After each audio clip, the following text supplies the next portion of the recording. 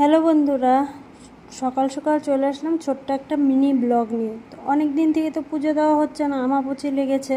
তো যেহেতু আজকে আমাপচি ছেড়ে গেছে কালকে রাত্রে, তো আজকে এই যে পুজোর জোগাড় করছি, দেখতেই পাচ্ছ। এদিকে দেখো মিনি ঘুমিয়ে আছে, এদিকে আমি সব কিন্তু পরিষ্কার করছি। সকালে একবার গা ধুয়ে নিয়েছি, গা ধুয়ে তারপরে যে ঠাকুরের জায়গাটা সুন্দর করে পরিষ্কার করে নিলাম।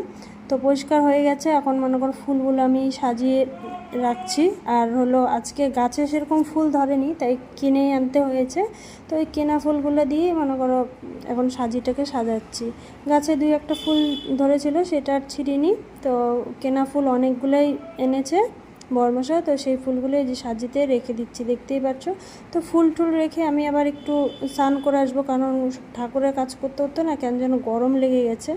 তো এদিকে দেখো আমি কিন্তু চান করে চলেও আসছি। তখন একটু সিঁদুর পরে তারপর চলে যাব ঠাকুর ঘরে পুজোর জোগাড় করতে। এদিকে কিন্তু আমি সব রেডি করেই নিয়েছি, এখন পুজোটা করলেই হয়ে যাবে। তো চলো পুজোটা একটু শেয়ার করি। আজকে ছোট্ট একটা মিনি ব্লগ শেয়ার করছি তোমাদের সাথে। কেমন লাগছে অবশ্যই কমেন্ট করে কিন্তু জানাবে। তো চলো ভিডিওটা দেখো।